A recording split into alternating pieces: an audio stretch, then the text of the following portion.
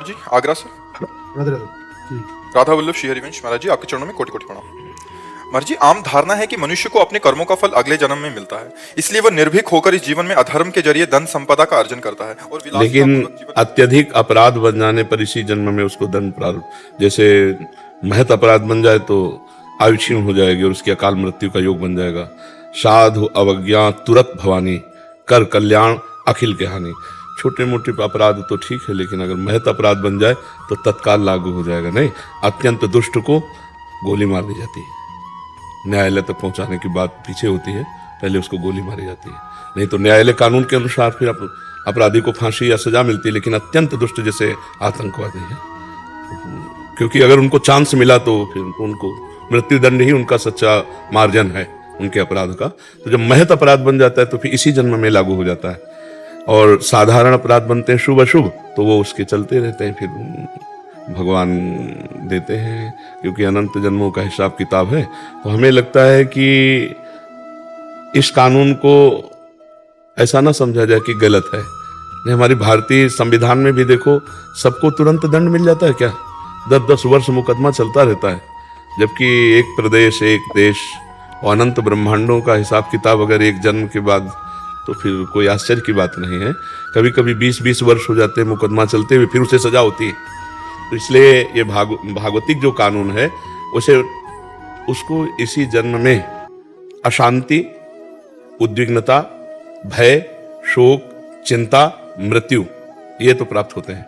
और परिणाम जो होता है वो फिर कई जन्मों तक, जैसे भीष्म जी कह रहे हैं मुझे 100 जन्म तक याद है, मैंने ऐसा कोई पाप नहीं किया कि 6 महीना बाणों की शैया पर। तो फिर उदाहरण में भगवान ने आगे दिया कि आप एक राजा थे और आपने एक सर्प को झाड़ी पे डाला, कांटों पे, वो 6 दिन में तड़प तड़प के मरा, तो तुम्हें 6 महीना बाणों की सैया पर। तो मतलब हमारा हजारों सैकड़ों जन्मों का हिसाब किताब चल रहा है, पूरा रजिस्टर भरा हुआ है। अब रजिस्टर बढ़ाने नहीं आए, मिटाने आए हैं। हम ऐसा भजन करें भगवान का कि संचित कर्म भस्म हो जाए और क्रियमाण जो नए हो रहे हैं वो पवित्र आचरण हो और भगवत समर्पित हो, तो वो निष्फल हो गए, वो हमें बांध नहीं पाएंगे। शुभ भी बंधन है, और जो हमारा प्रारब्ध है वो निष्प्रभावित हो जाए कि हमको परास्त न कर पावे। तीनों प्रकार के कर्मों का शासन भगवान के भजन के द्वारा किया जा सकता है। संचित को भस्म, क्रियमाण को निष्फल और प्रारब्ध को निष्प्रभावित। प्रभावित तब माने जब हमको रौंद के गिरा दे, भगवान से विमुख कर दे। तो भगवान से विमुख कर दे, इतना बड़े प्रारब्ध की सामर्थ्य नहीं रह गई। तो हम ऐसा भजन करें कि विध्वंस कर दे संचित कर्म को और निष्फल कर दे क्रियमाण को और निष्प्रभावित कर दे। हम भगवान के अंश हैं, हम भगवान सच्चिदानंद के अंश हैं, और मनुष्य जन्म यही करने के लिए मिला है, केवल भोगने के लिए नहीं मिला। केवल भोगने के लिए पशु योनियां हैं, देव योनियां हैं, मनुष्य योनि नए कर्म का। तो हम ऐसा भजन करें, ऐसा परोपकार करें, ऐसा परहित करें कि हमारा मंगल हो जाए। इसी जन्म में हम इन 3 कर्मों से मुक्त हो जाएं, क्रियमाण, प्रारब्ध और संचित। तीनों से हम त्रिगुणात्मिका माया से मुक्त होकर भगवान को प्राप्त हो। किसका प्रश्न था? हाँ प्रभु। तो ये भागवतिक और हमारे भारतीय कानून को भी देख लो, कहाँ तुरंत सब कुछ हिसाब किताब हो जाता है क्या? वर्षों लगते हैं। तो फिर तो भगवान का बहुत बड़ा दरबार है। पर ये जो बात बताई ना तत्काल, हाँ हमने देखा एक बदमाश जो है भाग कर आया था, जब हम शेनपुर में थे, बगीचे में बहुत बड़ा जंगल था, उसमें उसकी हालत ये थी 5 मिनट चैन से बैठ नहीं सकता, बत्ता रुका क्यों, बस मतलब भयभीत, अशांत, उद्विग्न, विषाद युक्त। तो ये कर्म का ही तो फल है ना, कि चैन नहीं है, शांति नहीं है, हर समय भय लगा, कहीं से भी कोई आ सकता है, पुलिस आ सकती है, या उसकी पार्टी में विरोध हो गया था, हमारी पार्टी का ही कोई हमें मार दे, बड़ा भय, बड़ा भय। तो मनुष्य जन्म मिला है निर्भय होने के लिए, निश्चिंत होने के लिए, निशोक होने के लिए। ये होगा भगवान की शरण में। भगवान की शरण में जो शभीत आया आवा शरणाई, रखियों ताई प्राण की नहीं। भगवान कह रहे जैसे प्राणों की रक्षा हम अपने लोग करते हैं, ऐसे भगवान हमको अपने प्राणों की तरह रक्षा करते हैं यदि हम भगवान की शरण में हो जाए।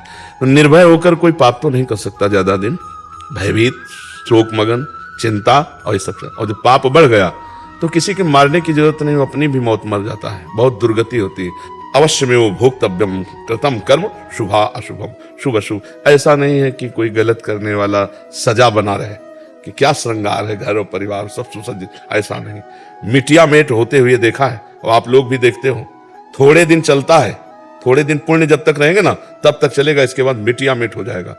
मंदोदरी रावण की छाती कूट के ऐसी कहती कि प्रीतम जब तुम चलते थे तो धरती कांपती थी, और राम विमुख असहाल तुम्हारा, रहा न कोकुल रो बनिहारा। प्रत्यक्ष दिखा देते हैं भगवान, पाप कर्म करने वाला अंततो गत्वा विनाश को ही प्राप्त होता है। हाँ, तत्काल नहीं है, तत्काल नहीं है कि आपने किसी का कत्ल किया और आप तत्काल आपका गला काट दिया, ऐसा नहीं, ना हमारे कानून में है और ना भागवतिक कानून में है। समय का इंतजार करो, अपने आप दंड मिल जाएगा, अपने आप दंड मिल जाएगा। तुम्हारा कर्म ही तुमको दंड देगा, तुम्हारा कर्म ही तुम्हें दंड दे देगा, कोई दूसरा दंड नहीं देता, कर्म ही देता है दंड।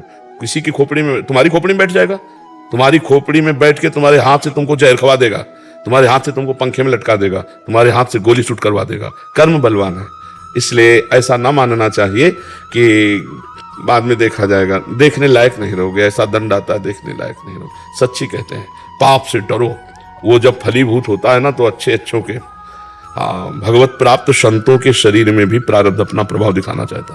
रामकृष्ण परमहंस जी के गले में कैंसर, बड़े बड़े महापुरुषों के कर्म अवश्य भोगना पड़ता है। इसीलिए कोई ऐसा ना समझो कि हमने जो कर्म किया उसका फल नहीं मिलेगा। अगर कहीं डिलीट कर सकते हो तो एकमात्र भगवान का भजन है, दूसरा कोई उपाय नहीं। भजन से ऐसा होता है, अगर ऐसा ना होता तो कोई जीवन मुक्त होता ही नहीं, कोई भगवान को प्राप्ति नहीं कर पाता, सब कर्म भोग में फंसे रहते। भगवान के नाम में इतनी सामर्थ्य है, मिटा देंगे आपके संचित कर्म को, मिटा देंगे, पक्का मिटा देंगे। बहुत बड़ा गोदाम जमा है संचित कर्म का। इसलिए नाम, भगवान का नाम जितना जप लो, इस बात को मत देखो कि वो पापी बहुत सुखी है, वो बहुत गाड़ियां और बहुत रुपया पैसा सब मिट्टी में मिल जाएगा। अब आप अविनाशी है नहीं कि आप देख सको, शरीर विनाशी है, दृष्टि प्राकृतिक है, नहीं बिल्कुल मिट्टिया में दिखाई देता है। एक दो नहीं, कई उदाहरण हमने देखे, कई उदाहरण देखे। इसी जन्म में जहां ताज बांध करके चलते थे, दुखिया को न सताइए दुखिया देगा रोए, और जब दुखिया के मुखिया सुने तब तेरी गति का, मिट्टी में मिल गए। इसलिए बहुत कर्म किसी को बख्शता नहीं है। इसलिए मत सोचो कि हमारा पाप कर्म कोई जान नहीं पाया, लेकिन उस सरकारी बैंक में जमा ब्याज सहित मिलेगा तुम्हें। अगर मिटा सकते हो तो भजन के द्वारा मिटा दो, नहीं तो भोगना पड़ेगा। अभी मिटा दो, निकल पड़ा तो भजन करते हुए भी भोगना पड़ेगा। यह भी बात है, पूर्व का जैसे बाण छूट गया, वो तो लगेगा कि जो तूड़ीर में उसे भस्म कर सकते हो, तो जो संचित कर्म है वो तो भस्म हो जाएंगे, लेकिन जो प्रारब्ध बन के आ गया, अगर भजन में चित्त लगाए तो प्रभाव कम रहेगा, पर शरीर में रहेगा उसका प्रभाव। आप समझ पाए प्रभु? रमेश जी, नोएडा से। गुरुदेव, आपके चरणों में कोटि कोटि प्रणाम। महाराज जी, महापुरुषों और महाराज जी, आपसे भी सुना है कि प्रकट शरीर का ज्यादा महत्व तब तक है जब तक भगवत प्राप्ति नहीं होती, परंतु शिष्य और भक्तों के लिए गुरु जी के प्रकट शरीर का बहुत महत्व है। उनकी चाहत है कि गुरु जी के प्रकट शरीर में दर्शन, सत्संग, एकांतिक वार्तालाप दीर्घ आयु तक बना रहे। ये जानते हुए भी मृत्यु लोक में स्थूल प्रकट शरीर की आयु श्वास सीमित है। प्रियता और जो सानिध्य में लाभ मिलेगा वो अमोघ होगा। अब जैसे हमारी बाणी आप टेप कर लो और उसको सुनो तो पकड़ पाओ, लेकिन जैसे आप सामने आए हो, अब हमारी दृष्टि पड़ रही, इसका एक अलग प्रभाव होगा, इसका प्रभाव होगा। जैसे आप इतने में बैठे हो ना, एक अजीब वातावरण आप खुद देखेंगे। भजन का एक प्रभाव होता है। जैसे व्यभिचारी पापी आदमी जहां बैठता है उस जगह अपवित्र हो जाती है, उससे संभाषण करने मात्र से अपवित्रता आ जाती है। ऐसे भगवत प्रेमी, भगवत भजनानंदी, उनके दर्शन से, उनके संभाषण से, उनके सानिध्य से हमको पावर मिलता है। केवल प्रवचन ही नहीं, हमको पावर मिलता है जिससे हम अध्यात्म को धारण करने की क्षमता रखते हैं। तो ये तो भगवान की कृपा से ही लाभ, जितने दिन बदा है उतने ही दिन मिलेगा, नहीं तो फिर नहीं मिलेगा। जैसे मानो उड़िया बाबा थे, तो उनके सामने जो रंग था अब वो रंग थोड़ी है। आश्रम में जाके देख लो, उनकी गुफा में जाके देख लो, उनके आसन में जाके देख लो, वो रंग। चिड़िया उड़ गया तो फिर पिजड़े का कोई बात तो थोड़ी रह जाता। तो ये तो यही लाभ लेना है प्रगट में जितने दिन है, हमको इतना पक्का हो जाना है कि हमें माया फिसला ना पावे। नहीं, कुछ ऐसा हो सकता है हमसे कि ये लाभ जो है लंबे समय तक मिलता रहे। ये तो सुनो भरत भावी प्रबल, बिलख कहो मुनिनाथ, हानि लाभ जीवन मरण जस अपजस विध्यान। जैसे मानो किसी की भावनाओं की हम किडनी अपनी दे दें, आप स्वस्थ हो जाएं और आप बोले। तो एक भाई यहां जहां बैठे हैं वहीं आए थे, उनका 2 बार ट्रांसप्लांट करा चुके, तीसरी बार फेल हो गया। जरूरी थोड़ी पास हो जाएगा।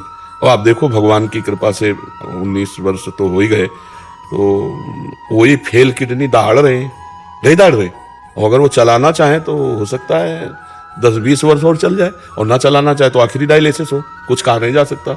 उनके बस की बात है, सच्ची कहते हैं। तो हाँ, बस उन्हीं के चलाए चल रहे, और वही जितने दिन चलाएंगे चलेगी। नहीं तो ऐसा समझो नींव खत्म हो चुकी, बिल्डिंग टिकी हुई है, नींव खत्म हो चुकी है, और बिल्डिंग सब शरीर की नींव है गुर्दा, उसी से लीवर, दिल सबका कनेक्शन रहता है। सब फेल है भगवान। कभी कभी अपने अपने आप ही प्रार्थना हो जाती है जी। कि ये समय काफी लंबा वैसे हमने देखा है कि जैसे हम एकदम गिरे 2-4 दिन एकदम चपेट मारती किडनी, फिर हम एकदम पावर में हो जाते हैं। तो ये आप लोगों की जो प्रार्थना है ना, भक्तों की जो भावना है ना कि हमें 4 दिन और अवसर मिले, तो हमें लगता है सबका आशीर्वाद और प्रेम हमें तुरंत खड़ा कर देता है। हम जब 12 बजे जगते हैं ना, तब 2 बजे रोड में आ पाते हैं और ये सब चलता रहता है 9:30 बजे तक ऐसे ही। तो भला किडनी फेलियर आदमी से कैसे चल सकता है? बोलने में प्यास लगती है, पानी हमारे लिए ब्रेक लगा हुआ है। इसमें आप सबका आशीर्वाद काम कर रहा है। मतलब जीना तो उतने ही दिन है जितने दिन निश्चित है, पर जीने का तरीका जो अच्छा है इस समय, ये आप सबके आशीर्वाद से, गुरुजनों के आशीर्वाद से कि ये मंगलमय कार्य हो रहा है, भगवान करा रहे हैं। बकाया हमने कभी स्वीकार नहीं किया कि तुम्हारा पेट फाड़कर हमारा किडनी सही हो, ऐसा हम कभी स्वीकार नहीं करेंगे किसी के लिए भी, क्योंकि हम नहीं चाहेंगे। हम क्यों जिए? हम जीना चाहते हैं श्री जी की इच्छा पूर्ति के लिए। तो उनकी इच्छा इतनी बलवान कि फेल किडनी भी चलती रहेगी। मूकम करोति वाचालम पंगुम लंघयते गिरिम यत् कृपा तमहम वंदे परमानंद माधवम। तो हम जानते हैं अपने स्वामी के बल को, फिर हम दूसरे का सहारा क्यों ले? आपको चलाना तो इन्हीं किडनी से हो सकता है। आप बताओ, अगर आप अचानक हमें देखो, हम ना बताएं, तो आप क्या ये रिजल्ट दे सकते हो कि किडनी फेलियर आदमी है? आपको बाहर से ऐसा महसूस होगा कि हम किडनी फेलियर है? अब केवल हमें जानकारी भरना हो आपको, और आपको इनको कोई रोग है क्या, या कहो जाके अंदर ढूंढो किडनी फेलियर कौन है, तो हमारी तरफ नहीं देखेगा, वो आपकी तरफ भले देखे। तो श्री जी का प्रताप, इसमें भगवत प्रताप ने, डॉक्टरों ने तो कह दिया था 2.5 या 5 वर्ष बहुत चलेगी तो चलेगी, क्या मर जाओगे। तो अपने आप ही अंदर से प्रार्थना होती है कभी कि इसका हमारे महाराज जी स्वस्थ रहे, क्योंकि एक्सरसाइज अपनी स्वस्थता के लिए कर रहे हैं, पर अपने आप। हाँ, नहीं, आप सबकी सद्भावना में बड़ी दम होती है। सद्भावना ही बहुत आयु वर्धन करती है, और असद भावना जो है आयु का नाश करती है। तो ये सब करतुम अकर्तुम अन्यथा करतुम, भगवान और भक्त दोनों मिलकर सुरक्षित किए हुए। और हम एक कृपा ये देखते हैं कि लोग प्रायः संतों के पास जाते हैं आशीर्वाद लेने, और हमारे पास आते हैं आशीर्वाद देने। बताओ, आश्चर्य की बात देखो ना, वो कितनी माई बहन ऐसे उठेंगी और ऐसे कहेंगे बाबा तू चिरजीवी रहे, बाबा तेरी आयु बढ़े। तो हमें लगता है कि उल्टा हो रहा है।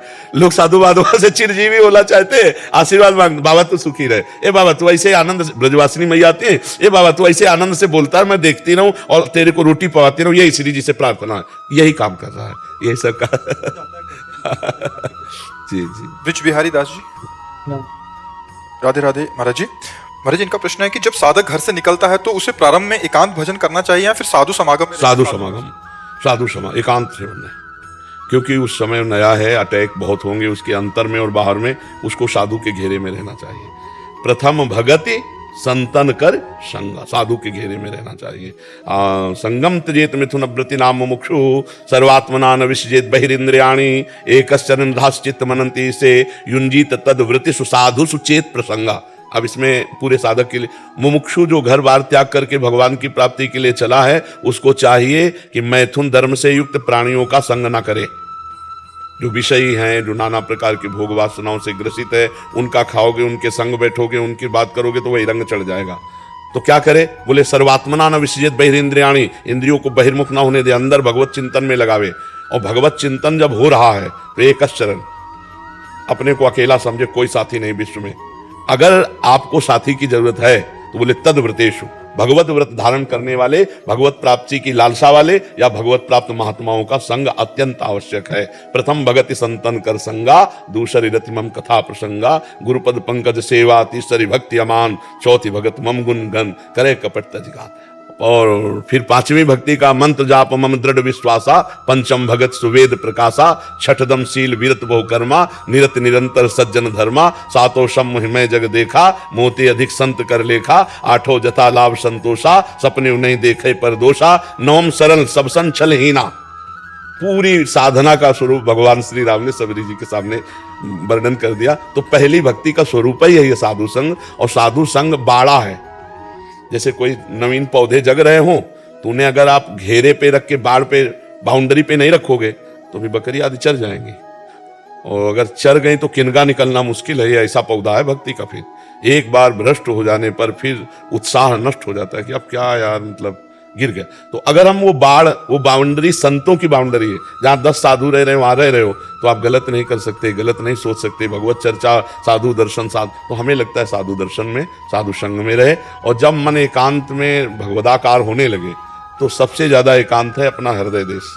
शांत अंतर्मुख होकर बैठ गए। बाजार भी एकांत है जिसका हृदय पवित्र है, और एकांत में भी प्रपंच है जिसका हृदय अपवित्र है। देखो एकांत में बैठकर क्या सोचते हो, क्या चिंतन होता है। और आजकल मोबाइल है बहुत है एकांत में नष्ट कर देने वाला है, इसलिए हमें लगता है साधु संग बहुत अति अनिवार्य है, साधु समाज में रहा जाए तो ठीक है। अब वो समय नहीं रह गया जैसे हम लोगों ने जीवन काटा ना, आज का समय ऐसा ना। अब मान लो आप किसी गाँव में भिक्षा मांगने गए गंगा किनारे, और किसी लड़के ने रो दिया, बोले लड़का चुराने आने आया, मार डालेंगे लोग, देखो मार। तो बहुत ही ऐसा अब कलयुग का ऐसा प्रभाव बढ़ रहा है, साधु समाज में रहो, तीर्थों में रहो, धामों में रहो, कहीं जाने की जरूरत नहीं, भजन करो। अब ऐसा नहीं समय रह गया कि हाथ में कूड़ी बगल में सोटा, चारों दिशा जागीरी माँ, मन लागो यार फकीरी माँ। अब ऐसा समय नहीं रह गया, ऐसे समय मार डाले जाओगे, पता नहीं क्या क्या बोल दें लोग। इसलिए साधु समाज में रहो, भजन करो, अपने को बचा के जियो। नहीं महाराज जी आपके चरणों में कोटि कोटि प्रणाम। महाराज जी जीवन की सम और विषम परिस्थितियों में हमेशा ही प्रतिकूलता ही मिली है, जिससे मन बड़ा अशांत रहता है। नहीं, ऐसा नहीं कह सकते। कृपया इस प्रतिकूलता के साथ नाम जप में आप ऐसा नहीं कह सकते कि हमें केवल प्रतिकूलता ही मिली। ऐसा कहने से सिद्धांत ही गलत हो जाता है, क्योंकि शुभ और अशुभ दोनों कर्मों से मिश्रित ये देह बनी है। केवल प्रतिकूलता नरक में मिलती है, केवल अनुकूलता स्वर्ग में मिलती है, अनुकूलता और प्रतिकूलता मृत्यु लोक में मिलती है, क्योंकि शुभ और अशुभ कर्मों से मिश्रित ये देह बना है। तो ऐसा आप नहीं कह सकते कि केवल प्रतिकूलता मिली। आप विचार करके देखिए, आपको अनुकूलता मिलती है ना, है ना। आप प्रतिकूलता को विशेष आदर दिए इसलिए दिमाग में छा गई। और प्रतिकूलता और अनुकूलता ये दोनों बच्चा असत है, असत, इनका कोई महत्व नहीं है। चाहे जितनी प्रतिकूलता उन्नति हो जाए लौकिक, और चाहे जितनी प्रतिकूलता हो जाए, इनका कोई ना सतो विद्यते भावो ना भाव विद्यते सता, इस असत की सत्ता ही नहीं। इसलिए मात्रा स्पर्शास्तु कौन्ते शीतोष्ण सुख दुखदा आगमा पाइनो अनित्यास तास तितिक्षस्व भारत। ये शीत उष्ण अर्थात सुख और दुख देने वाली अनुकूलता प्रतिकूलता को सह जाए सोई महात्मा, और टूट गया तो संसारी। सहना सीखो, और सहना सीखने के लिए विवेक की आवश्यकता है। कोई भी अनुकूलता हमारे को अनुकूल नहीं है, मैं आत्मस्वरूप हूं, और कोई भी प्रतिकूलता हमें छू नहीं सकती, क्योंकि मैं भगवद अंश हूं। अब इतना ज्ञान न होने पर शरीर धर्म में स्थित होकर थोड़ी अनुकूलता थोड़ी प्रतिकूलता हमको हर्षित और शोकित कर देती। इसीलिए अध्यात्म की जरूरत है। बिना अध्यात्म के बिना इन द्वंद्वों पर विजय प्राप्त नहीं की जा सकती। अब बताइए आप क्या कहना चाहते हैं। इनका कि कृपया इस प्रतिकूलता के साथ नाम जप में मन कैसे लगाएं, कृपया मार्गदर्शन। प्रतिकूलता में तो और नाम जप होता है, पता नहीं आपको कैसे कहते हैं। प्रतिकूलता में नाम जप में मन अशांत हो जाता है तो शांति जहां मिलती है उधर भागा जाता है ना। फिर मान लो हम घर के बाहर खेल रहे हैं, हमें कोई पीटने लगे तो हम घर के अंदर भागेंगे ना, माँ के पास जाएंगे ना, या पिता के पास जाएंगे ना। तो प्रतिकूलता मुझे जला रही है, मैं भगवान के पास जाऊंगा जिनके चरणारविंद परम शीतल परम आनंद प्रदान करने वाले हैं। तो अशांत मन को शांत करने के लिए भगवान के नाम का आश्रय लेते हैं, भगवान के चरणों का आश्रय लेते हैं। भयभीत होकर के जब हम भगवान के शरण में जाते हैं तो निर्भय पद प्राप्त हो जाता है। जो सभी तावा शरणाई रखी होता है प्राण की नाई। तो हमें तो लगता ही नहीं कि प्रतिकूलता में भजन छूट जाता है। सही बात तो हमने जीवन में अनुभव किया है कि प्रतिकूलता में बड़ा गाढ़ भजन होता है। अनुकूलता में तो भूलने के चांस रहते हैं, लेकिन प्रतिकूलता में भगवान को भूलने ऐसे चांस ही नहीं रहते। इसलिए धन्य है उनका जीवन जिनको पग पग पर दुख और प्रतिकूलता मिल रही और भगवान की तरफ बढ़ते चले जा रहे हैं। धिक्कार है वो जीवन जो अनुकूलता मिली और भगवान को भूलकर विषयों में रमण कर रहे हैं, पूरे जीवन को व्यर्थ कर रहे हैं। इसलिए विवेकवान बनो तो निकल सकते हो नहीं। यही तो माया है, यही द्वंद्व तो माया है, यही विकार तो माया, इसी में तो सारा चराचर जीव फंसा हुआ है।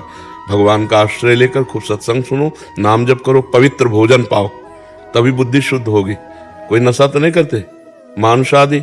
हाँ बहुत बढ़िया, तभी आए हो, प्रश्न कर रहे हो। तो अभी तो आपके पास कौन सी प्रतिकूलता? आपकी जेब में, आपके दिमाग में, आपके पास है कुछ प्रतिकूलता? पत्नी से प्रतिकूलता मिलती है। हम कह रहे कितना प्रतिकूल होगी, कितना प्रतिकूल। अगर हम धर्म और सत्य से और प्यार से चलेंगे तो पशु को बस में कर लेते हैं। देखो लोग सिंह पालते हैं ना, खा जाए सिंह और गले में लिपटते हैं, क्यों? कि उसको प्यार दिया। तो प्यार पशु भी जानता है। मुझे तो नहीं लगता कि ऐसा कोई हो कि प्यार और प्रतिकूलता। अगर हम अपने नियम, अपने संयम, अपने धर्म और प्यार में हैं, हम क्यों अनुकूलता उससे मांगे? हम उसको अनुकूलता देंगे, हम पति है, अनुकूलता देंगे। अपने आप अनुकूल ना हो जाए तो बताना, अनुकूलता की मांग ही प्रतिकूलता पैदा कर देती है। तू पत्नी है, तेरा कर्तव्य यह है, ये मांग ही तुम्हें परेशान कर देगी। मैं तुम्हारा पति हूं, मैं अपने कर्तव्य में रहूंगा, तुम जितना चाहो विरोध कर लो, मैं आपको सुख पहुंचाऊंगा। अपने कर्तव्य का पालन, अभी वह अधीन ना हो जाए तो मुझे बताना क्यों। अब आप ऐसे आचरण करो जो उसके भावना के विरुद्ध हो, तो प्यार क्या द्वेष हो जाएगा? नहीं हो जाएगा। क्यों? प्रतिकूलता का क्या विषय है आपकी पत्नी के साथ? जैसे कि किसी भी बात पे छोटी छोटी बात पे राजी ना होना या किसी उसका नाराजी होना कि आपका नाराजी होना? देखो, बड़े आप हो, आपने ऐसे पाणी ग्रहण संस्कार जो होता है ना, तो पत्नी का ऊपर होता है, पति का नीचे होता है।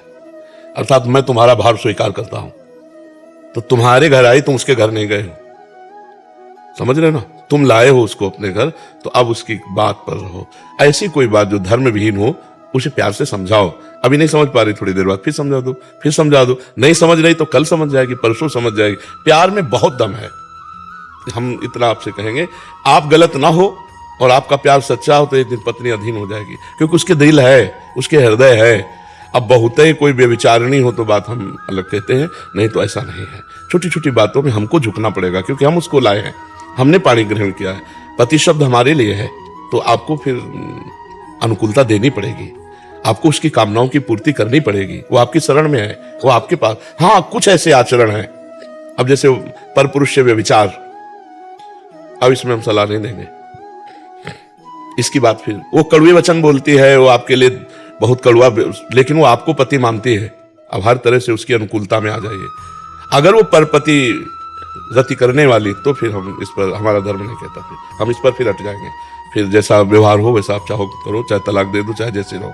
अगर वो आपको पति मानती, किसी और की तरफ नहीं देखती, तो कितना भी कड़वा स्वभाव हो, आपको उसका पालन पोषण करना चाहिए। क्यों?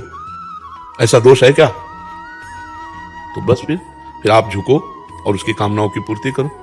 अपनी कामनाओं की पूर्ति की जहां बात आती है, वहीं दुख का अनुभव होता है। स्वामी जी, मैं प्रयास पूरा करता हूँ पर उनको संतुष्टि नहीं होती है। चलो, आज नहीं तो कल हो जाएगी, क्योंकि आप धर्म से चल रहे हो। आप धर्म से, आप इधर उधर किसी माई बहन को तो नहीं देखते, तो बस फिर आप देख लेना, हमारी बात मान लेना। धर्म में बड़ी ताकत है, धर्मो रक्षति रक्षिता। एक दिन वो आपके अनुकूल हो जाएगी। क्यों? क्योंकि आप धर्म से चल रहे हैं और उसकी अनुकूलता देना चाहते हैं।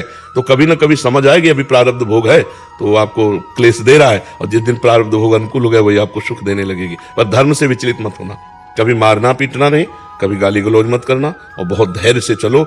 गृहस्थी परम पवित्र भगवान की प्राप्ति का बढ़िया मार्ग है। किले की लड़ाई है, बाबा जी तो चौड़े की लड़ाई है, मैदान में ललकार कर काम क्रोध को परास्त करना, और गृहस्थी में किले की लड़ाई है, अंदर से व्यवस्थित होकर के फिर इन विकारों पर विजय प्राप्त करके भगवान की प्राप्ति करना। समझ पा रहे हो? शिवालिका वासुदेव जी, राधे राधे। महाराज जी, आपके चरणों में कोटि कोटि प्रणाम। महाराज जी, कृपया मार्गदर्शन करें कि मैं किस प्रकार भगवत प्राप्ति के लिए अपनी पात्रता सुनिश्चित करूं। इस भौतिक जगत में 5 भौतिक शरीर के रोगों और कष्टों से ग्रसित मैं कैसे स्थित प्रज्ञ होकर अपने उद्देश्य को पूर्ण करूं? हाँ बच्चा, राम नाम मणिदीप धर, जीह देहरी द्वार, तुलसी भीतर और बाहरो जो चाह सुजियार। अगर अंदर परमात्मा सुख और बाहर शांति, बाहर बड़ी अनुकूलता भगवान की, तो नाम जप करो बच्चा। हमारे हरिवंश महाप्रभु कहते हैं, मेरी सो भैया कृष्ण गुण संचु, इह परलोक सकल सुख पावत, मेरी सो भैया कृष्ण गुण संचु। यदि तुम भगवान श्री कृष्ण के गुणों का गायन करो, उनकी कथा सुनो, नाम जप करो, तो इस लोक और परलोक में सुख हो अपने आप आपको घेर लेगा। जैसे समुद्र चाहता नहीं पर नदियां अपने आप जाते हैं, ऐसे धर्मात्मा भजन करने वाले भक्त के पास अपने आप सारे सुख पहुंच जाते हैं। अंदर का ज्ञान और बाहर की अनुकूलता दोनों प्राप्त हो जाएंगे यदि नाम जप करोगे। और नाम जप नहीं है तो फिर सब शून्य है। नाम अंक है और सब साधन शून्य है। एक लगा के शून्य तो 10, फिर एक शून्य तो 100, फिर एक शून्य तो 1000, फिर एक शून्य तो 10,000, और एक हटा दो तो शून्य शून्य शून्य, कुछ नहीं। इसलिए नाम जप करो अंदर और बाहर। अच्छा, रही शरीर के कष्ट की बात, तो कोई ऐसा नहीं है जिसको शरीर मिला और कष्ट ना हो। शरीर स्वस्थ है तो मन बीमार है? नहीं, मन बीमार है। कामासक्त है, तृष्णासक्त है, धन की चाह है, लोभ मोह मद, न जाने कितनी बीमारियां हैं। किसी का भगवान की प्राप्ति के बिना मन प्रसन्न रह जाए, ऐसा नहीं हो सकता। आप सब लोग देख लीजिए, जब तक भगवान से नहीं जुड़ोगे तब तक प्रसन्नता नहीं। और बच्चा, तुम्हें क्या कष्ट है? तो शरीर का कष्ट उतना कष्ट नहीं व्यापता जब हमारा मन प्रभु में लगा हो। अगर प्रभु में ना लगा हो तो अभी घबराहट पैदा हो जाए। तो अगर हमारा शरीर कष्ट में है और मन प्रभु में लगा दे तो हम उस कष्ट पर विजय प्राप्त कर सकते हैं। नहीं तो बच्चा, ये कष्ट क्या, ये व्याधि मंदिर है, अभी और आएंगे। मंदिर में कौन कौन सा देवता आवे पता नहीं, कैंसर देवता आवे, किडनी फेल आवे या दिल फेल आवे, बड़े बड़े देवता है। शरीरम व्याधि मंदिरम, तो जैसे व्याधि का मंदिर है, पता नहीं कौन सा रोग आ जाए। इसके पहले हम अपने मन को भगवान में लगा दें। राधा राधा राधा राधा राधा। हमारी बात मान लो तो मान लो, ना मानोगे तो फिर पछताना पड़ेगा। आज हम अगर खुश हैं, प्रसन्न हैं, तो शरीर को लेके नहीं, प्रिया प्रीतम को लेके। अरे अगर हम प्रभु में लगे तो आपको पीड़ा नजर आ रही क्या? हम क्या ऐसे व्यथित नजर आ रहे हैं कि यार बड़ा परेशान आदमी है? ऐसा तो नहीं नजर आ रहा। हाँ, तो ये भगवान में चित्त जोड़ने से है। ये बनावटी काम से नहीं होगा, इसमें सच्चाई से चलना हो। अब किसी जन्म का पाप है, वो अपना प्रभाव दिखा रहा है, लेकिन भगवान के भजन में तो आनंद है। कब अभी बुला लें, चाहे शाम के बुला लें, हम तैयार बिल्कुल बैठे, अपनी अटैची लिए बैठे, जब चाहो तब बुला लो। तो इसलिए नाम जब करो बच्चा, नाम ही एक है जो भाव समुद्र से सहजता में पार कर ले। नहीं तो और साधन अब कर नहीं सकते। शरीर जब रुग्ण हो जाता है तो और साधन नहीं बनते। जहां दर्द होता है वहीं मन बार बार टिका रहता है। तो इसलिए नाम जब करो, जैसे बने तैसे नाम। 3 प्रकार से नाम जब होता है, एक वाचिक राधा राधा राधा राधा राधा, एक उपांशु, एक मानसिक चल रहा है अंदर। तो मानसिक तो तब चलेगा जब काफी दिन उपांशु चले, उपांशु तब चलेगा जब वाचिक पर ध्यान दीजिए। तो 3 पद्धतियां हैं, और जब मानसिक चलने लगता है तब विश्राम मिल जाता है, क्योंकि फिर करता नहीं, फिर होता है नाम। जब अपने आप जैसे श्वासें चल रहे हैं ऐसे अपना होता है। फिर वो साधु जानता है, जो जिसका निरंतर भजन होता है, वो भगवान की कृपा से फिर होता है। हाँ बच्चा जी, मेरा आगे प्रश्न ये था कि मैंने थोड़ी शुरू करी श्रीमद् भागवतम पढ़नी। उसमें जब मैंने जय विजय जी की कथा पढ़ी तो मैंने देखा कि एक तरफ जय विजय जी को 4 कुमारों ने श्राप दिया, और वहीं दूसरी तरफ जो माता दीती है वो अपने पति से संतान के लिए जिद करने लगी। तो वो पढ़ के मुझे ऐसा लगा जैसे सब कुछ पहले से निर्धारित था, एक लीला थी। तो उसी से मेरा प्रश्न ये मुझे अंदर से कई बार आता है कि जो मेरे इतने बचपन से ही, जैसे मैंने प्रश्न में लिखा, इतना अच्छा पूजा पाठी परिवार, पर शादी से पूर्व भी, शादी के बाद भी, तो ये मतलब पहले से ही जब तक भगवान की लीला है, क्योंकि हम तो उनके स्वप्न में है, सभी वही है, वो सोच रहे हैं, तो ऐसे में मेरा क्या रोल है? वो तो उनका मन होगा तो उठा के नहीं, प्रारब्ध 2 ही कार्य करता है, शुभ और अशुभ। भगवत प्राप्ति प्रारब्ध नहीं करा सकता। भजन करके प्रारब्ध को मिटिया-मेट करने के लिए मनुष्य देह मिला है। ये पशुओं की तरह सुख और दुख केवल भोगने के लिए नहीं मिला है। और रही जय विजय की बात या सनकादि की बात, तो भगवान जब अवतरित होकर लीला करना चाहते हैं तो विपक्ष भी जोरदार चाहिए। मतलब अब जैसे हम कोई अपनी वीरता दिखाना चाहेंगे तो हमारी जोड़ का वीर होना चाहिए ना, तभी तो दिखा सकते हैं। अब भगवान के समान तो सिर्फ भगवान है या भगवान के जन है। तस्मिन् तज्जने भेदा अभावात्, भगवान और भगवान के जन में अभेद स्थिति रहती है। जो भगवान में बल है वही जय विजय में बल है, जो भगवान में बल है वही सुदर्शन चक्र में, वही कौमुदी की गदा में, क्योंकि ये पार्थिव नहीं, सब चिदानंद है। तो भगवान ने एक बार लक्ष्मी जी भगवान के कोमल कर कमल दाब रही थी, तो देखा कि भगवान की भुजाएं इतनी सुंदर, इनमें बल कहां से उगा है, तो इतनी कोमल है। तो लक्ष्मी जी को देख के मुस्कुरा दिया सर्वांतर्यामी भगवान कि तुम बल देखना चाहते हो, अब हमारी भुजाओं का बल दिखाए कौन, तो हमारे ही पार्षद हैं। अब इनको पहले मृत्यु लोक में भेजें और फिर तुम भी अवतार लो, हम भी अवतार ले, फिर दिखाएं कि हमारे में कितना बल है। तो जय विजय को शाप दिलवा दिया। भला सनक सनंदन सनातन सनत कुमार जैसे ब्रह्म ज्ञानी को जय विजय के रोकने पर क्रोध आ जाएगा? और क्यों क्रोध आएगा? वो घंटों खड़े रह सकते हैं, वो तो महापुरुष हैं, क्षमाशील हैं, धैर्यवान हैं। पर मम इच्छा का दीन दयाला, भगवान की जो ये इच्छा थी लीला करो, तो सनकादि के हृदय से क्रोध आया और साप निकल, जाओ तुम 3 जन्म तक असुर भाव को प्राप्त हो। क्योंकि भगवान अवतार लेंगे तो असुर भाव वाला ही भगवान से युद्ध कर सकता है। सतोगुणी तो भगवान के चरणों में गिरेगा ना, विभीषण जी गिरे ना भगवान के चरणों में। लेकिन जय और विजय भगवान के पार्षद हैं। भगवान ने कहा कि मुझे मृत्युलोक में लीला करने तुम्हें शत्रुवत भाव रखना है, तो उनका जो आ गया। मरते समय तक रावण के मुंह से कभी मित्रवत शब्द नहीं निकला। कहां राम रन हतो पचारी, कहां राम है ललकार कर युद्ध भूमि उसे मारूंगा। ये भगवान के पार्षद कर सकते, दूसरा नहीं कर सकता। इसीलिए वो भगवान की दिव्य लीला है। और हम लोग जो जन्म लिए हैं ये त्रिगुणमयी माया लीला है। इसमें हमारे प्रारब्ध के अनुसार सुख दुख मिलेगा, माता पिता रिश्ते नाते संबंध मिलेंगे, लेकिन भगवान नहीं मिलेंगे। हम सुख दुख को मिटाने आए हैं, हम भगवान की प्राप्ति करने आए हैं। साधन धाम मोक्ष कर द्वारा पाए न जे परलोक समारा। न तुम स्त्री हो न कोई पुरुष है, आत्म तत्व तो सब का एक है, ढांचा अलग अलग है। तो ढांचा में अगर फंस गए तो मैं स्त्री, मेरे पुत्र, मेरे पति और ममता मोह का ऐसा जाल बिछा, फिर अगले जन्म की तैयारी हो गई। तो ये प्रारब्ध से होगा, लेकिन भजन प्रारब्ध से नहीं होगा, भगवान की प्राप्ति प्रारब्ध से नहीं होगी, मोक्ष प्रारब्ध से नहीं होगा, ये भजन करना पड़ेगा, भजन के बल से होगी। जी महाराज जी, इसमें एक समाधान चाहिए। महाराज जी, हम कुछ भी भजन साधन करते हैं या कोई भी सेवा करते हैं, हम चाहते हैं कि गुरुदेव जाने या सब जाने कि हमने किया, क्या गुप्त भाव से कर रहे हैं तो उसका भी वही भाव है महाराज जी? हम भजन कर रहे हैं, नाम जब भी सही पूछो तो गुप्त भाव वाला ही काम आएगा, जो प्रकाशित कर दिया वो तो हवा में उड़ जाएगा। तो हम जनाना चाहते हैं कि गुरुदेव अहंकार, अहंकार, वो अहंकार है ना, अहंकार, अहंकार चुप नहीं रहने देता। एक स्वप्न में भी कोई अच्छी स्वप्न आ जाए तो माइक से लेकर हजारों के बीच में कहना चाहेंगे कि हमें अच्छा स्वप्न आया था, हम ऐसा ऐसा। ये अहंकार चैन नहीं लेने देता। नहीं तो आप अपने रुपए को बता, कोई बैंक बैलेंस, लॉकर, घर, बोलो माइक से। हिम्मत नहीं है, क्यों? लुट जाएगा। और परमार्थ अध्यात्म माइक से करे। अब सब लुट रहा है, सब लुट रहा है, लुटा रहे, खुली बाजार लुटा रहे अध्यात्म को, क्यों? अहंकार पुष्ट हो। महाराज जी, इसमें हम आपके उससे तो समझ गए कि चलो समाज में नहीं बोलना, बट ये चाहते हैं कि गुरुदेव तो जाने। तो गुरुदेव को तुमने मनुष्य समझा है क्या? गुरु साक्षात पर ब्रह्म ऐसे बोला जाता है क्या? गुरु ब्रह्मा गुरु विष्णु गुरुदेव महेश्वर गुरु साक्षात पर ब्रह्म तस्मै श्री गुरुवे नमः। जिन्होंने तुम्हें मंत्र दिया है उनको पता नहीं तुम क्या कर रहे हो, फिर गुरु कैसे?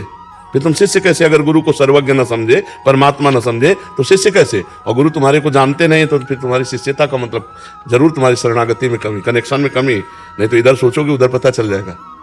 क्योंकि महाराज जी सोनी कर रहे हैं, क्या गुरुदेव को पता है हम सोनी कर रहे हैं? हाँ, क्योंकि वो वाहवाही चाहते हैं इसलिए।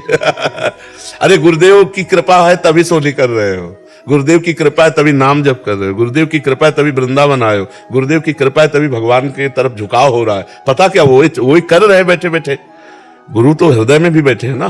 कोई गुरु कोई व्यक्ति नहीं होता, गुरु भगवान होते हैं, और भगवान ही गुरु है, गुरु ही भगवान है।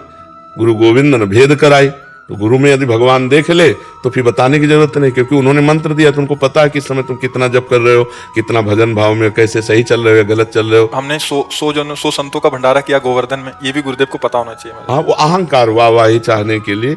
अपने बेटे को खवा के कभी किसी ने पोस्टर में लिखा हो तो बताना हमें, पोस्टर में छपवाया हो अपने बच्चे को बढ़िया खवा। और अगर अपने बच्चे को पवा रहा है, आप नजर भी ठीक से देखना चाहो ना, तो माँ को भय लग जाएगा कि कहीं नजर न लगा दे। और भगवान को पवाए या भगवान के भक्तों को पवाए तो 100 जगह पोस्टर छपवा दे। सब देहाभिमान का खेल है, कुछ नहीं मिलता ऐसे पुण्यदान, कुछ नहीं मिलता। जितने पढ़ेंगे वो सब खत्म होता चला जाएगा।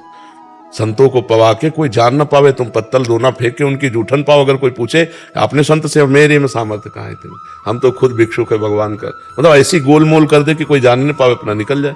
यहाँ तो पोस्टर छपवाए जाते हैं कि 100 ब्राह्मण 100 साधु, ये सब अहंकार की पुष्टता का खेल है। इसीलिए शुद्ध भक्ति में चलना कठिन है। महाराज जी, इनका फल क्या होना चाहिए? ऐसी सेवाओं का फल, हम संसार की सेवा कर रहे हैं, संतों की सेवा कर रहे हैं, गुरु घर की सेवा कर रहे हैं, इसका फल क्या मांगे? मतलब अगर आप नहीं मांगते हैं तो इसका फल सीधा भगवत प्राप्ति है, कुछ मांगने की जरूरत नहीं। और अगर आप मांगते हैं तो आप कितना मांग सकते हैं? एक गरीब आदमी सम्राट के पास पहुंचा, बादशाह के पास। बादशाह ने कहा, आज तुम जो मांग लोगे तुम्हें दे देंगे। गणित लगाए, कहा 1 साल का भैंस का भूसा और 1 साल के हम लोगों की रोटी और हम सबके कपड़े। बादशाह ने कहा, तुम किससे मांग रहे हो? चक्रवर्ती सम्राट बादशाह से मांग। बोले, हुजूर इससे ज्यादा मांगने की हमारी ताकत ही नहीं है। समझ रहे? हम भूसा ही मांग सकते हैं, हम अपने शरीर की बात ये नहीं कह सकते कि हुजूर आजीवन भर की व्यवस्था कर दो। ऐसा भी तो हो सकता है ना। तो एक गांव का गांव दे सकता है, चक्रवर्ती सम्राट है। तो हमें मांगना भी नहीं आता, तो हम क्या करें? मांगना भी भगवान के ऊपर छोड़ दे कि हमें पता नहीं कि क्या मांगे, तो आप ही दे दो जो आपको अच्छा लगे। तो वो जब देंगे तो शुद्ध ज्ञान, शुद्ध भक्ति, शुद्ध प्रेम देंगे, तो हमें लगता है भगवान के ऊपर छोड़ दे। और एक खान पान विभाग व्यवस्था, ये तो भजन करने वालों के ब्याज में होती है। मूल तो बैंक में जमा होता है, मूल में बट्टा नहीं लगता, ब्याज में ये सब होता है। यश वैभव कीर्ति नमस्कार प्रणाम, ये सब ब्याज में हो रहा है। अरे भजन कोई छोटी मोटी चीज है, पर लोग ये भजन भी छुपाना नहीं जानते। ये भजन जितना छुपेगा उतना बढ़ेगा, और जितना छपेगा उतने नष्ट हो जाएगा। ये बात सुनो, अगर आप किसी को चुपचाप ऐसे कोई जान ना पावे 1000 रुपया दो, फिर आपके अंदर देखो एक वो होगा अहम, यार ये किसी से तो कहे। तो बोले, सुनो वृंदावन गए थे, कहा जाता है गुप्त दान करो, हमने चुपचाप मुट्ठी में दिया। और ये बात 50 को बताएगा और कह रहा है गुप्त दान दिया। और फिर क्या कहेगा? देखो, कहना नहीं किसी से। अब यही बात 50 को कहेगा और कहेगा हमने गुप्त दान दिया।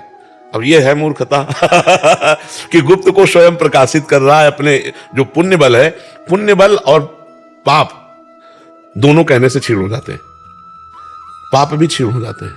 जैसे तुम्हारी कोई निंदा करने लगे, तुम सभा में, महाभागवतों की सभा में स्वीकार करो कि मेरे से, तो क्षीण हो जाएगा। ऐसे पुण्य स्वीकार कर लो तो वो क्षीण हो जाएगा। एक बार महाराज ययाति, महाभारत की कथा है, स्वर्ग में विराजमान थे, तो उनका सब जितने भी यहां से जाते हैं स्वर्ग जाएंगे तो उनको एक माला पहनाया जाता है। जिस दिन वो माला मुरझाने लगे तो समझ लेगा कि खोपड़ी के बल उसको गिरना पड़ेगा। तो उनकी माला ही नहीं मुरझाती थी। तो देवराज इंद्र ने पूछा, कहा कि आपने कौन सा दान, कौन सी तपस्या की कि आपके पुण्य नहीं नष्ट हो रहे, बहुत काल से आप देखो। ये गिराने की चाल थी। तो उनका आज तक कोई ऐसा तपस्वी नहीं हुआ जैसा मैंने दान दिया। अब वो शुरू हो गए, मैं बस माला कुमला गया। सो कहा, जाओ सर के बल नीचे गिरो, तुम्हारे सारे पुण्य खत्म हो गए। क्यों? क्योंकि तुमने ऐसा कह दिया। आज तक कोई ऐसा तपस्वी नहीं हुआ, सब तपस्वियों की मर्यादा को नष्ट कर दिया। और तुमने कहा ऐसा दानी नहीं हो, तो बड़े बड़े दानियों के तुमने, तुम्हारा सारा सुकृत मुंह से कहने के कारण नष्ट हो गया। तब वो भी बड़े प्रवीण थे। तो उनका, देवराज इंद्र, मैं गिर तो रहा हूं, लेकिन एक कृपा कर दो, संतों के बीच में गिरूं। तो उनका तथास्तु।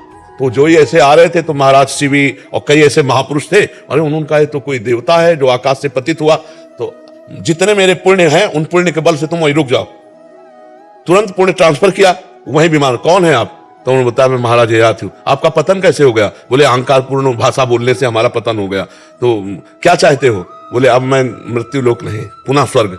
तो कहा, मैं अपने सारे पुण्य दान करता हूं। तुरंत पहुंच गए। महाराज जी पुण्य भी ट्रांसफर हो जाए? और क्या, क्यों नहीं। अभी चाहो, अभी जिस समय दुर्वासा जी को सुदर्शन चक्र पीछा किए त्रिभुवन में कहीं शांति नहीं मिली, भगवान ने कहा अम्बरीश जी के पास जाओ। तो अम्बरीश जी ने तुरंत ट्रांसफर किया। कहा, आज तक मैंने जो भगवत आराधना की है, आज तक मैंने जो ब्रह्म ऋषियों की आराधना की, संत महात्माओं की सेवा की, उस समय दुर्वासा को देता हूं। ये सुदर्शन चक्र, आप शांत, तुरंत शांत हो गए।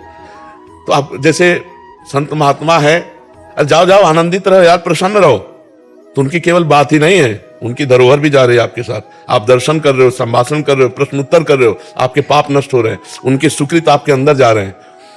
ऐसा नहीं है कि, तभी कहा है कि सत्संग अत्यंत दुर्लभ है। तात स्वर्ग अपवर्ग सुख धरी तुलाए कंग, तुलनताय सकल मिल जो सुख लो सत्संग। तो पुण्य महापुरुषों का भजन बल सारे जगत को प्राप्त होता है। और महापुरुष वही है जो ये चाहता, सर्वे भवन्तु सुखिनः सर्वे सन्तु निरामया सर्वे भद्राणि पश्यन्तु मां कश्चित् दुःखभाग् भवेत्। तो हमें लगता है अपने पुण्यों को छुपाना चाहिए, भजन को छुपाना चाहिए। और अपने में नीच भाव रहेगा तो श्री कृष्ण गले लगा लेंगे पक्का, और अपने में ऊंचा भाव रहेगा तो गिरना पड़ेगा, कहीं ना कहीं माया भी ठोकर मारेगी। जी। कुसुम शर्मा जी, कोलकाता से। राधे राधे श्री हरिवंश महाराज जी। महाराज जी, जैसे कि कहा जाता है कि मनुष्य की मृत्यु के पश्चात उसका शरीर 5 तत्वों में विलीन हो जाता है और आत्मा दूसरा शरीर धारण कर लेती है। तो महाराज जी, फिर कौन सा शरीर स्वर्ग या नरक की यात्रा करता है? महाराज जी कृपया मेरा संशय को। जैसे जेल में अलग कपड़ा मिलते हैं ना, ऐसे स्वर्ग लोक का भोग भोगने के लिए देव शरीर मिलता है, और नरक का भोग भोगने के लिए यातना देह मिलता है। जैसे स्थूल शरीर है, यही छूट जाता है। सूक्ष्म शरीर, कारण शरीर और आत्मा, समझ रहे हो? ये तीनों अगर भोग भोगना है नरक का, तो यातना देह भर केवल मिलता है। जैसे स्थूल देह तो छूटा है, तो ठीक स्थूल देह की तरह यातना देह मिलेगा, पर उसमें मृत्यु नहीं होगी, उसमें मारा जाएगा, जलाया जाएगा, पर मरेगा नहीं। यातना देह में मरेगा नहीं। और देव शरीर में नाना प्रकार की अप्सराएं और नाना प्रकार के सुख भोग, उसे देव शरीर प्राप्त होगा। और मनुष्य शरीर में जो शरीर छूट गया, तो 2 शरीर उसके साथ जाते हैं, सूक्ष्म और कारण। किसका प्रश्न था? सूक्ष्म और कारण। आप समझ पा रहे? हाँ, तब उस यातना देह मिलता है नरक में, और देव देह मिलता है स्वर्ग आदि के लिए, और भगवान में पहुंचने के लिए फिर भगवत देह मिलता है। गीध देह तज धरि हरि रूपा, भगवान का रूप धारण करके भगवान के धाम में जाया जाता है। तो हमारे एक बाबा जी आते थे, वो एक श्लोक बोलते थे, मैं बोल सकता हूँ। वो बोलते थे, नाम जप ले नी माणी जिंदे मेरिए, नी औखे वेले काम आऊगा। नाम जपे दुख काटे जाने तेरे, नी औखे वेले काम आऊगा। बट उस टाइम हम नहीं समझ सके। जब से आपको सुनना शुरू किया ना, तब से वो लग रहा है कि हाँ, वो जो बोल रहे थे सत्य बात पर चले होते तो आज कहाँ पहुंचे होते। बिल्कुल, लेकिन वो बीज आपका नष्ट नहीं हुआ, आगे बढ़ा दिया। वो बीज पड़ा, ये शब्द पानी डाला, तो देखो अंकुरित हो गया, तुम्हारे मन में आ गया कि वो संत सत्य कह रहे थे और ये भी सत्य कह रहे हैं। इसका मतलब नाम जपना चाहिए, नाम जपने से मंगल हो। और सबसे प्रार्थना है, बस जहां तक हो सके गलत आचरण मत करो, दूसरों के साथ गलत व्यवहार मत करो, नाम जप करो, आपका जीवन मंगलमय हो जाएगा। जो दूसरों को दुख देता है, छल कपट करता है, दूसरों को शोषण वृत्ति रखता है, वो कभी सुखी नहीं हो सकता। आज भले सुखी दिखाई दे, कल देख लेना उसकी दुर्दशा हो जाएगी। हमने बड़े बड़ों को देखा है, इस अवस्था में जब भ्रमण किए तो बड़े बड़ों को देखा है, खाने को नहीं मिला, नष्ट भ्रष्ट हो गए। अरे औरों की छोड़ो, चलत दसानन डोलत अवनी, जब रावण चलता था तो पृथ्वी कांपती थी। जिस लोक में जाके भुजा बजा देता खाली हो जाते लोक के लोग, लोकपाल भयभीत होते। उसी रावण की खोपड़ी को फुटबॉल की तरह जैसे बंदर मारते इधर से उधर उधर से उधर। तब मंदोदरी कह रही थी राम विमुख हस हाल तुम्हारा रहा न कोकुल रोवन यार। तो अधर्मी बहुत दिन तक झंडा नहीं झूमता है, फिर इसके बाद फेल हो जाता है, फ्यूज हो जाता है हाइलोजल की तरह। इसलिए गंदे आचरण का त्याग करके नाम जप करो और हो सके तो किसी को सुख पहुंचा दो, किसी भूखे को भोजन दे दो, बीमार को औषधि दे दो, नहीं है तो शरीर का सहयोग कर दो किसी को। परोपकार जैसा कोई धर्म नहीं, परहित सरिस धर्म।